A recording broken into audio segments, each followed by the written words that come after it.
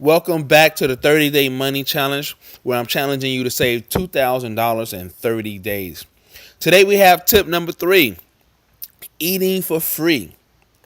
Now this is huge because as most households spend quite a bit of money every single month, anywhere from $100 to maybe $500 to $700 in dining out in the course of a month. This can be an absolute opportunity for you. So how would you be able to eat for free? Mystery shopping. What? Mystery shopping? Absolutely. Absolutely mystery shopping. Now, there are a lot of scams out there, and there are a lot of fake places that want you to pay to actually join a program. That's not something that I'm recommending.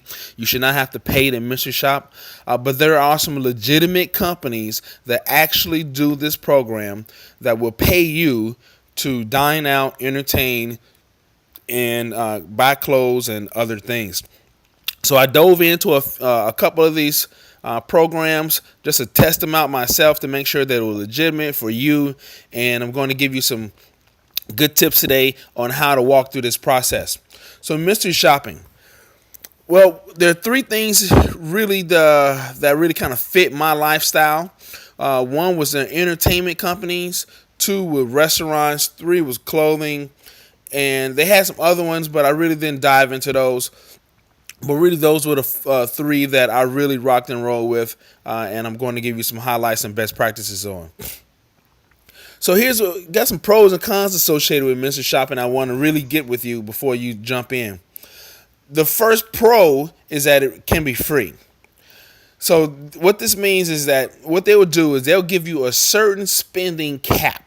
So as an example, you might have $40 to go out to a restaurant, and in that $40, they expect for you to purchase an appetizer, a couple of drinks. They could be soft drinks or lemonade, or sometimes alcoholic beverages, and maybe a dinner and an appetizer and things like that.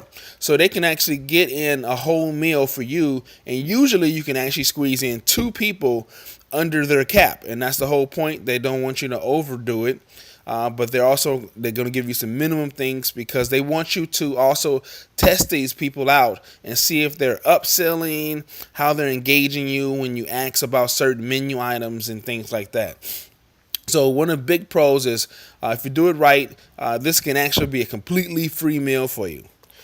The second one is it can reduce your costs. For me, for my restaurant shopping experiences, I have taken my entire family. It's a family of 6 out to mystery shopping. And when we sat down as a family of 6, now it didn't cut us all the way down to free, but it got really close. It got really, really close. We actually only spent a couple of dollars for us to eat out and dine out and sit down and get entertained.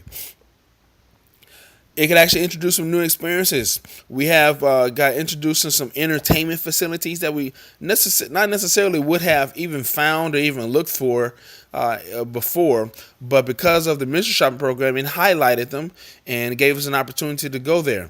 And it was actually some very, very good experiences. And once again, I took my family, and it was awesome. The fourth thing is choice. The big rock with this, the most important thing for me was that I actually can choose whether or not I want to do a particular mystery shop. I do not have to do anything.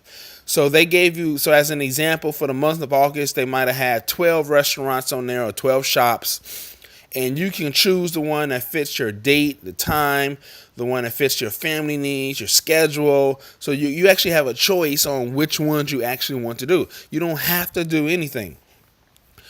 Let's switch over to the cons. It can be a little distracting. So you do have to evaluate the service. You do have to go into the restrooms and take a look and see if they got paper towels or is stocked, is clean. You got to talk to the manager on duty and, ask some specific things. You got to, make sure, give the guy an opportunity to upsell or the woman an opportunity to upsell the product. So it's actually a little bit distracting. You got to pay attention to those things. But I do that anyway, so it's not really a big deal for me. Paperwork. Now, this one is the drag. You actually got to spend about an hour and a half to an hour and 45 minutes actually filling out paperwork afterwards, and it needs to be detailed and thorough, and gives the company an opportunity to see where the wow factors were, but also the opportunities for improvement. But it has to be thorough, and it has to be very detailed. You get reimbursed in this, so this is not something that you're actually going to just get paid immediately. They're going to send you a check back in the mail, okay? Or they might connect you to PayPal. A lot of companies do it differently, but the big rock here is you're going to get reimbursed. You're not going to get paid up front. The biggest con associated with this is if you're not budgeting, if you're not managing your resources here, then you could easily overspend with the false sense of security that you're going to get paid back on this. So that's a big worry, but it's also a big opportunity if you can manage it, if you're budgeting, if you have a spending cap on your dining out already. So how does this work out for you? Well, your total savings can really, really ramp up in this project. If you just, I put together a couple of base assumptions here. So if you went out 4 dinners, so that's once a week, with one entertainment, so one weekend, a Saturday or something like that, and you did some type of entertainment project, for a single person, you could actually walk away saving $150 to $200. Where that number come from? That's about $25 a person, $25 a shop, for a shop, so that's $100. And then you actually get about, say, $50 or so for an entertainment project. Now, most of your entertainment projects actually going to have like a $99, maybe even $120, $150 budget on this. So you can save a lot more. And if you bring other people with you, you can actually have more savings.